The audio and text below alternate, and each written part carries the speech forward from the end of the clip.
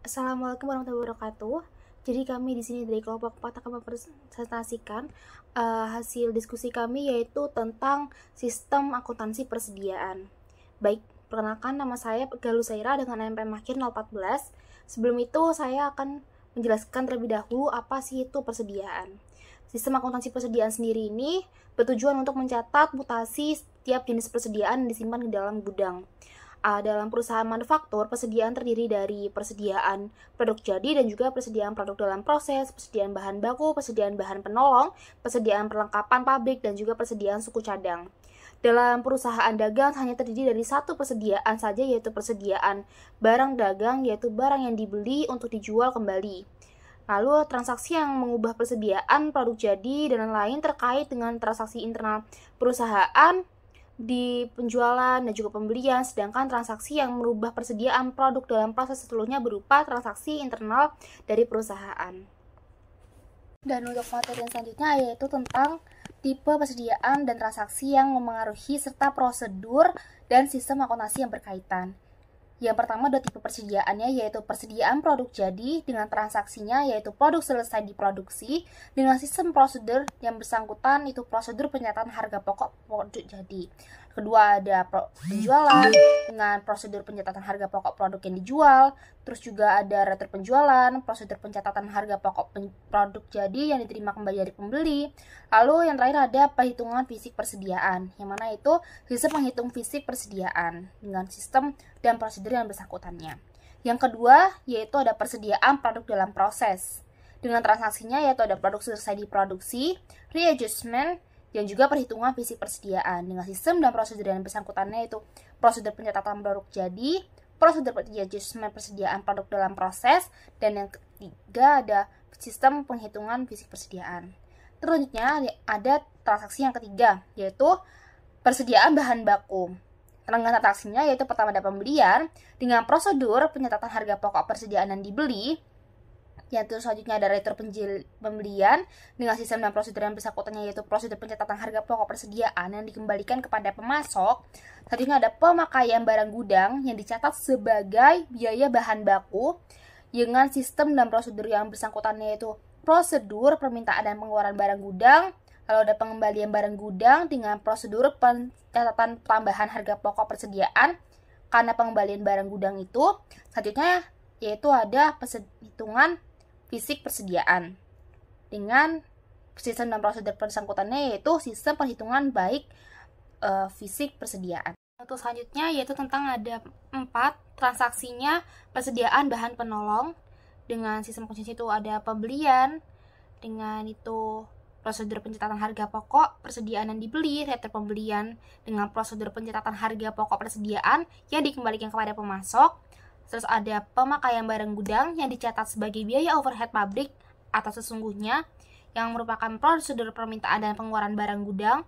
Selanjutnya ada pembelian barang gudang dengan prosedur pencatatan tambahan harga pokok persediaan karena pengembalian barang gudang. Dan yang terakhir ada perhitungan fisik persediaan dengan sistem perhitungan fisik persediaan.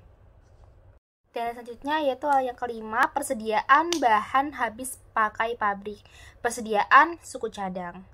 Yang pertama ada pembelian dengan prosedur pencatatan harga pokok persediaan yang dibeli. Yang kedua ada retur pembelian, prosedur pencatatan harga pokok persediaan yang dikembalikan kepada pemasok. Dan yang ketiga ada pemakaian barang gudang dicatat sebagai biaya overhead pabrik sesungguhnya, biaya administrasi dan umum biaya pemasaran. Dengan prosedur permintaan dan juga pengeluaran barang gudang. Terusnya ada keempat, pengembalian barang gudang dengan prosedurnya pencatatan tambahan harga pokok persediaan karena pengembalian barang kepada gudang. Jadi ada yang terakhir perhitungan fisik persediaan, sistem perhitungan fisik persediaannya. Materi selanjutnya itu tentang metode pencatatan persediaan. Ada 2 macam metode pencatatan persediaan. Yang pertama ada metode mutasi persediaan atau yang disebut dengan perceptual inventory method dan metode persediaan fisik atau physical inventory method. Dalam metode mutasi persediaan ini setiap mutasi persediaan dicatat dalam kartu persediaan. Sedangkan dalam metode persediaan fisik, hanya tambahan persediaan dari pembelian saja yang dicatat, sedangkan mutasi berkurangnya persediaan karena pemakaian tidak dicatat ke dalam kartu persediaan. Untuk mengetahui beberapa harga pokok persediaan yang dipakai atau dijual, harus dilakukan perhitungan fisik sisa persediaan yang masih ada di gudang pada akhir periode akuntansi.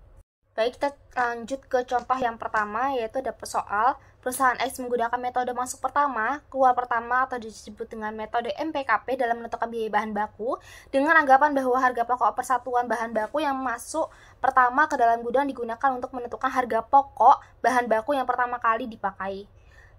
Persediaan yang ada, bahan baku A pada tanggal 1 Januari tahun 1900 X3 terdiri dari 600 kg dengan per kilogramnya yaitu harga 2.400, jadi totalnya jadi 1.440 dikalikan tadi. Selanjutnya ada 400 kg dengan harga per kilogram 2.500 berarti dikalikan jadi 1 juta. Data pembelian dan pemakaian bahan baku dalam bulan Januari tahun 2000 X3.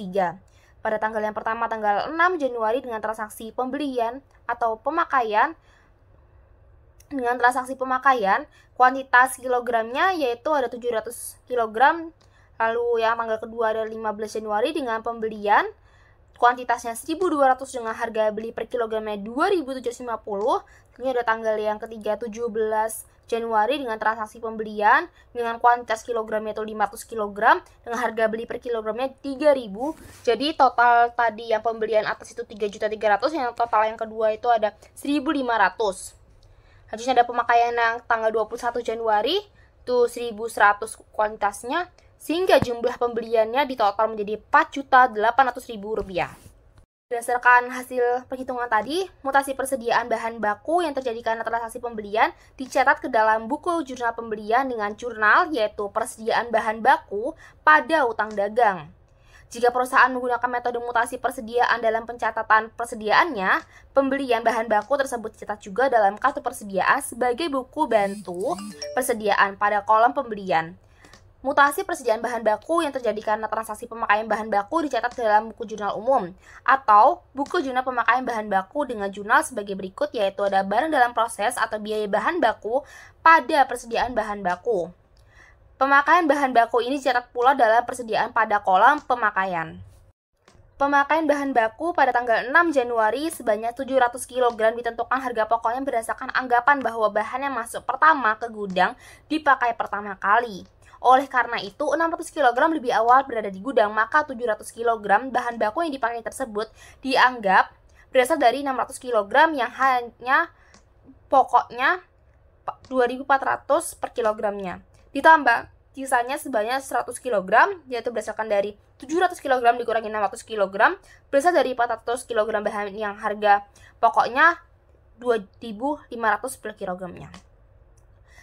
Berikut ditampilkan tabelnya. Nah, setelah perusahaan membeli 1.200 kg bahan baku pada tanggal 15 Januari itu, persediaan bahan baku yang ada di gudang terdiri dari dua macam. Yang pertama ada sisa bahan baku sebanyak 300 kg, dari 400 kg persediaan awal yang telah dipakai pada tanggal 6 Januari sebanyak 100 kg, dan juga yang kedua, bahan baku dari pembelian tanggal 15 Januari sebanyak 1.200 kg dan harganya pokoknya 2.750 kg. Persediaan bahan baku sebanyak 1.500 yaitu berdasarkan dari 300 kg ditambah 1.200 kg tersebut dipisahkan pencatatannya dalam kartu persediaan karena harga pokok per kilogramnya berbeda. Jika perusahaan menggunakan metode persediaan fisik dalam pencatatan biaya bahan baku, penghitungan biaya bahan baku yang dipakai dalam produksi hanya dapat dilakukan setelah perusahaan melakukan penghitungan fisik persediaan pada akhir bulan Januari tahun 2000 X3. Terdapat 900 kg persediaan bahan baku yang masih ada di gudang, maka perhitungan biaya bahan baku bulan Januari 2000 X3 itu menjadi persediaan awalnya itu 1.000 kg dengan harga 2.440.000, dengan pembelinya yaitu 1.700 kg dengan total 4.800.000. Untuk jumlah bahan baku yang tersedia dijumlahkan jadi 7.240.000. Untuk persediaan akhirnya dengan menggunakan metode MPKP tadi dijumlahkan 400 dan juga 500 kg dengan harga per kilogramnya 250 dan juga 3.000. Jadi totalnya ada 1.100, 1.100 ditambahin 1.500, totalnya jadi 2.600. Lalu itu dikurangkan jumlah bahan baku yang tersedia dengan persediaan akhirnya, sehingga biaya bahan baku bulan Januarinya yaitu Rp4.640.000. Selanjutnya ada sistem dan juga prosedur dalam sistem akuntansi persediaan. Sistem dan prosedur yang bersangkutan dengan sistem akuntansi persediaan yaitu pertama ada prosedur pencatatan produk jadi, yang kedua prosedur pencatatan harga pokok produk jadi yang dijual, yang ketiga prosedur pencatatan harga pokok produk jadi yang diterima kembali dari pembeli, yang keempat prosedur pencatatan tambahan dan penyesuaian kembali harga pokok persediaan produk dalam proses, dan yang kelima ada prosedur pencatatan harga pokok persediaan yang dibeli, yang keenam prosedur pencatatan harga pokok persediaan yang dikembalikan kepada pemasok, yang selanjutnya 7 prosedur permintaan dan juga pengeluaran barang gudang. Yang ke-8, prosedur pencatatan tambahan harga pokok persediaan karena pengembalian barang gudang. Dan yang ke-9, sistem penghitungan fisik persediaan. Oke, yang pertama ada prosedur pencatatan produk jadi. Untuk deskripsinya sendiri adalah ini akan mencatat HPP jadi kita yang dicatat dengan persediaan produk jadi pada barang dalam proses. Untuk dokumen yang digunakan ada laporan produk selesai dan bukti memorial. Untuk catatan akuntansi yang digunakan ada kartu gudang. Kemudian untuk bagian alirnya sendiri, yang pertama adalah kita melakukan pencatatan HPP. Kemudian kita menghitung HPP dalam kartu HPP, dan kartu HPP tersebut akan digunakan sebagai dasar untuk membuat bukti memorial. Kemudian ada prosedur pencatatan HPP yang dijual. Untuk deskripsinya adalah salah satu prosedur dalam sistem penjualan setelah prosedur lainnya seperti prosedur order penjualan, prosedur persetujuan kredit, dan lain-lain. Untuk dokumen yang digunakan ada surat order pengiriman dan faktur penjualan. Kemudian untuk catatan akuntansi yang digunakan ada 3, yaitu kartu gudang, kartu persediaan, dan jurnal umum. Untuk bagian alirnya sendiri, yang pertama adalah total HPP akan dicantumkan dalam rekapitulasi HPP, dan kemudian kita membuat bukti memorial dan kita mencatat HPP yang dijual ke jurnal umum. Yang terakhir ada prosedur pencatatan HPP jadi yang diterima kembali dari pembeli. Nah, retur penjualan ini akan mempengaruhi persediaan, jadi kita akan mencatatnya sebagai persediaan produk jadi pada beban pokok penjualan. Karena ini retur penjualan jadi persediaan kita bertambah. Kemudian untuk dokumen yang digunakan ada laporan penerimaan barang dan memo kredit. Untuk catatan akuntansi yang digunakan ada 4, ada kartu gudang, kartu persediaan, jurnal umum, dan jurnal retur penjualan. Untuk bagian alirnya, yang pertama kita akan pencatatan pada kartu gudang, kemudian HPP dicatat di kartu persediaan dan jurnal, kemudian kita membuat memo kredit, dan kita mencatat HPP berdasarkan memo kredit yang telah kita buat. Selanjutnya di sini akan dijelaskan mengenai dokumen yang digunakan dalam prosedur pencatatan persediaan produk dalam proses. Nah, dokumen yang digunakan yaitu bukti memorial.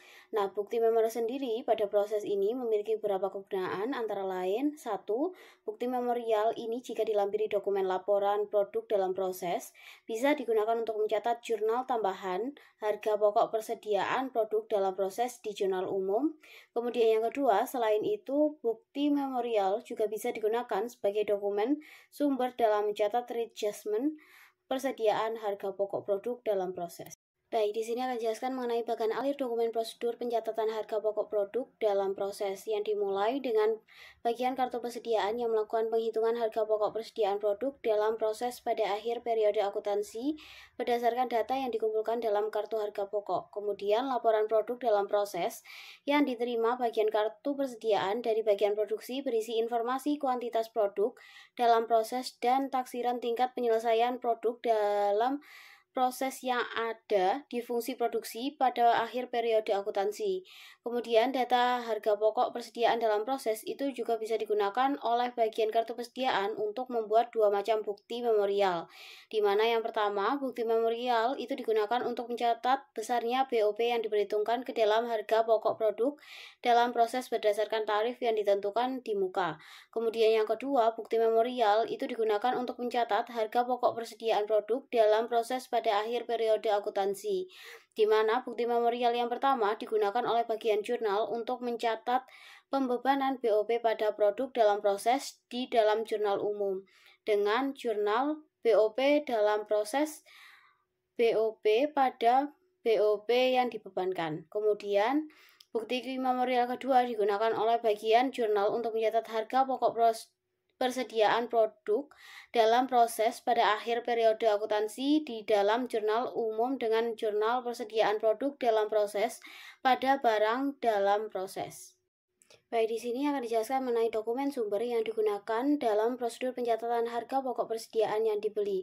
Nah, dokumen yang digunakan yaitu laporan penerimaan barang dan bukti kas keluar, di mana laporan penerimaan barang digunakan oleh bagian gudang sebagai dasar pencatatan tambahan kuantitas barang dari pembelian ke dalam kartu gudang, sedangkan bukti kas keluar yang dilampiri dengan laporan penerimaan barang, surat order pembelian, dan faktur dari pemasok dibagi sebagai dokumen sumber dalam catatan harga pokok persediaan yang dibeli dalam register bukti kas keluar atau voucher register. Kemudian bukti kas keluar juga dipakai sebagai dasar pencatatan tambahan kuantitas dan harga pokok persediaan ke dalam kartu persediaan. Di sini akan menjelaskan mengenai bagian alir dokumen prosedur pencatatan harga pokok persediaan yang dibeli yang dimulai dari bagian utang membuat bukti kas keluar sebagai dokumen sumber pencatatan harga pokok persediaan yang dibeli berdasarkan dokumen pendukung berupa surat order pembelian yang diterima dari bagian pembeli, laporan penerimaan barang yang diterima dari bagian penerimaan, dan faktur dari pemasok yang diterima dari pemasok melalui bagian pembelian. Kemudian oleh bagian utang, bukti kas keluar dicatat di dalam register bukti kas keluar dengan jurnal persediaan pada bukti kas keluar yang akan dibayar.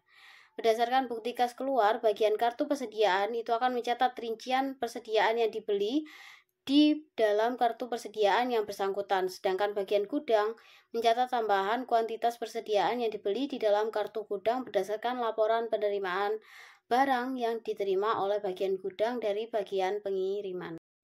Pencatatan harga pokok persediaan yang dikembalikan kepada pemasok. Yang pertama akan dijelaskan mengenai deskripsi prosedur terlebih dahulu. Nah, di sini deskripsi prosedurnya, jika persediaan yang telah dibeli dikembalikan kepada pemasok, maka transaksi retur pembelian ini akan mempengaruhi persediaan yang bersangkutan, yaitu mengurangi kuantitas persediaan dalam kartu gudang yang diselenggarakan oleh bagian gudang dan mengurangi kuantitas dan harga pokok persediaan yang dicatat oleh bagian kartu persediaan dalam kartu persediaan yang bersangkutan. Prosedur ini merupakan salah satu prosedur yang membentuk sistem retur pembelian.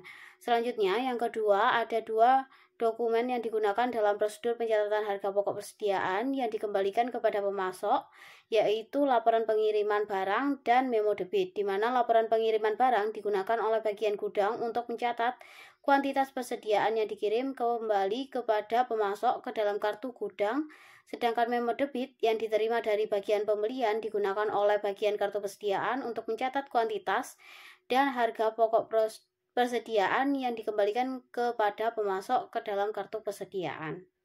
Di sini akan dijelaskan mengenai prosedur pencatatan harga pokok persediaan yang dikembalikan kepada pemasok dalam sistem retur pembelian. Nah, pada gambar 15.10 ini terlihat pencatatan transaksi retur pembelian berdasarkan dokumen memo debit yang diterbitkan oleh bagian pembelian.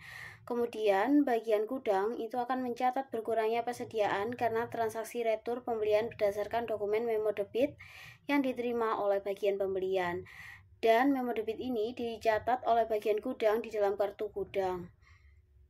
Selanjutnya, bagian utang itu akan mencatat berkurangnya utang sebagai akibat dari retur pembelian dengan cara mengarsipkan memo debit yang dilampiri dengan laporan pengiriman barang di dalam arsip bukti kas keluar yang belum dibayar atau unpaid voucher file. Karena perusahaan itu biasanya menggunakan voucher payable system dalam mencatat utangnya. Nah, catatan utang itu diselenggarakan dalam bentuk arsip bukti kas keluar yang belum dibayar. Oleh karena itu, jika terjadi pengurangan utang akibat transaksi retur pembelian, pengurangan utang ini dicatat dengan cara mengarsipkan memo debit di dalam arsip bukti kas keluar yang belum dibayar. Kemudian, bagian kartu persediaan akan mencatat berkurangnya persediaan akibat retur pembelian di dalam kartu persediaan berdasarkan memo debit yang dilampiri dengan laporan penerimaan barang. Dan yang terakhir, bagian jurnal itu akan mencatat berkurangnya utang dan persediaan sebagai akibat retur pembelian di dalam jurnal retur pembelian berdasarkan memo debit yang telah diisi harga pokok persatuan dan harga pokok total oleh bagian kartu persediaan. Perkenalkan, nama saya Rahmania, NPM 2301301019.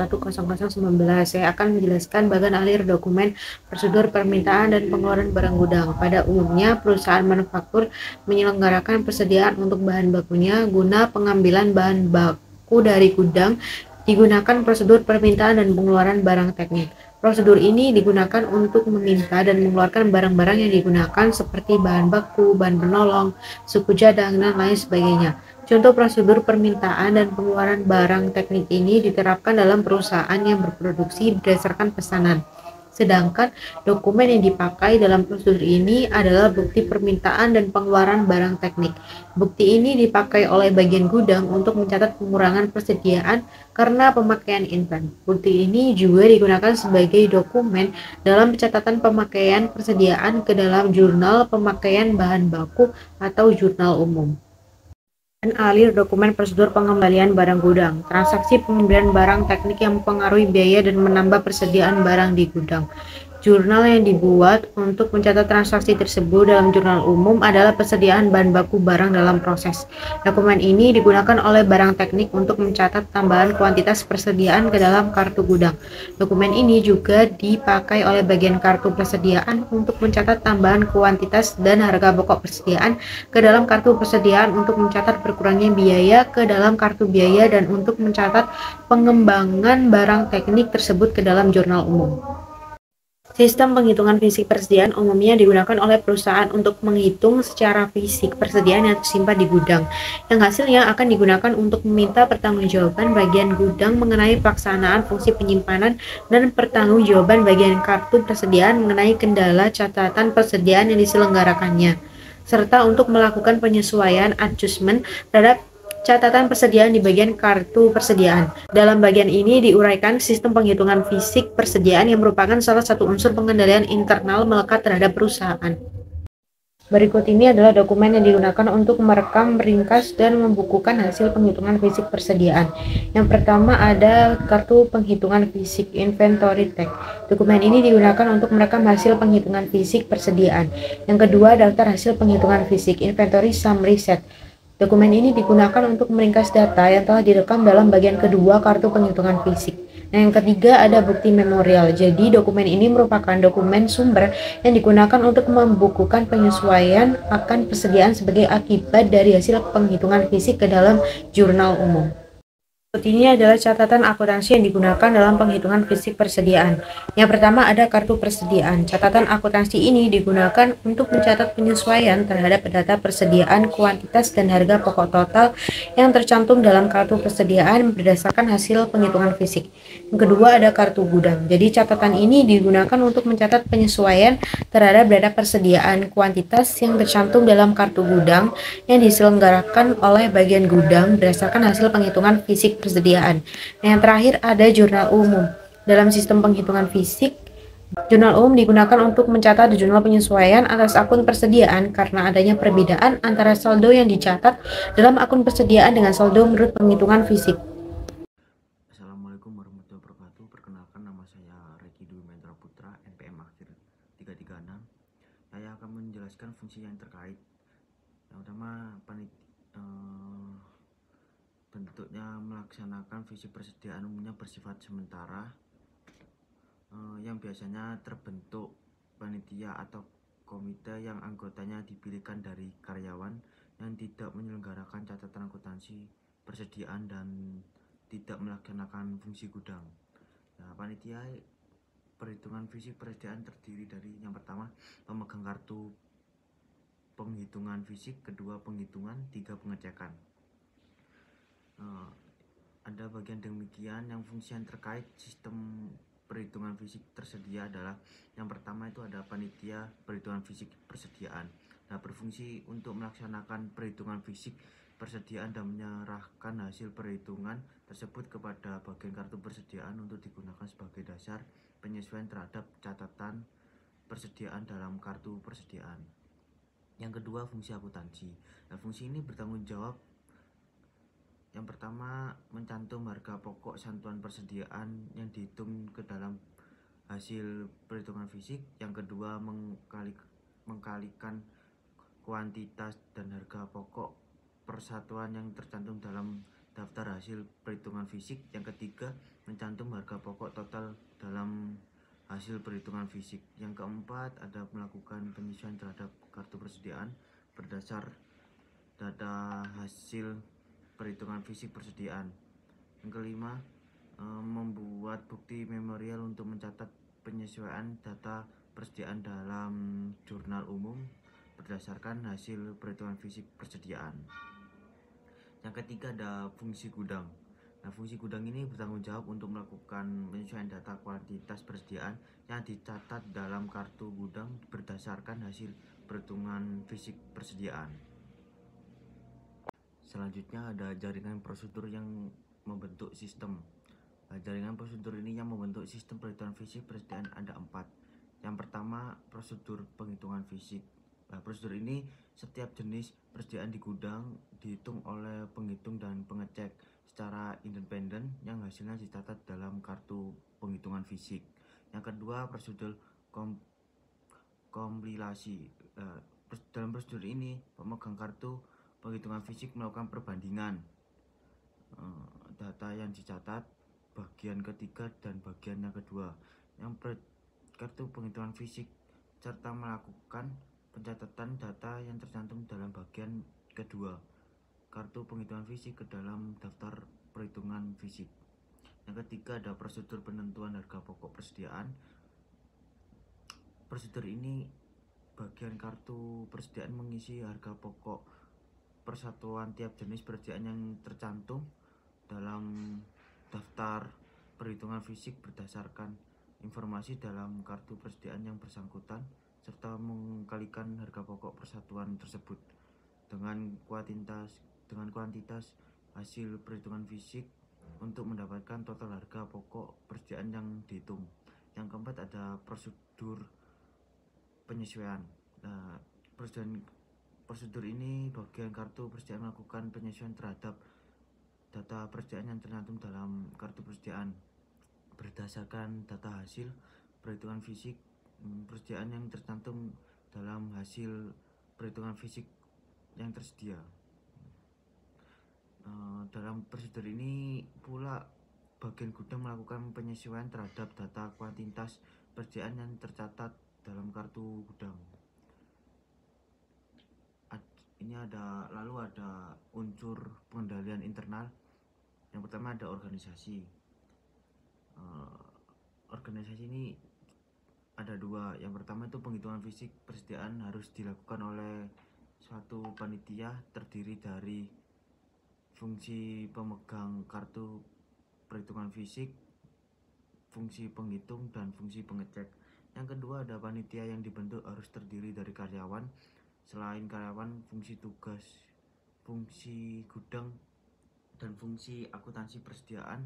Karena karyawan ini, kedua fungsi inilah yang justru dievaluasi bertanggung jawab atas persediaan. Lalu ada sistem otorisasi dan prosedur pencatatan. Itu ada 5 ya. Yang pertama, daftar hasil perhitungan fisik persediaan ditangani oleh ketua panitia perhitungan fisik persediaan. Yang kedua, daftar hasil perhitungan fisik persediaan ditangani oleh ketua panitia perhitungan fisik persediaan. Yang ketiga, pencatatan hasil perhitungan fisik persediaan didasarkan atas kartu penghitungan fisik yang telah diteliti kebenarannya oleh pemegang kartu perhitungan fisik. Yang keempat, harga satu yang dicantumkan dalam daftar hasil perhitungan fisik berasal dari kartu persediaan yang bersangkutan. Yang kelima, penyesuaian terhadap kartu persediaan didasarkan pada informasi kuantitas maupun harga pokok total tiap jenis persediaan yang tercantum dalam daftar perhitungan fisik. Lalu ada praktik yang sehat.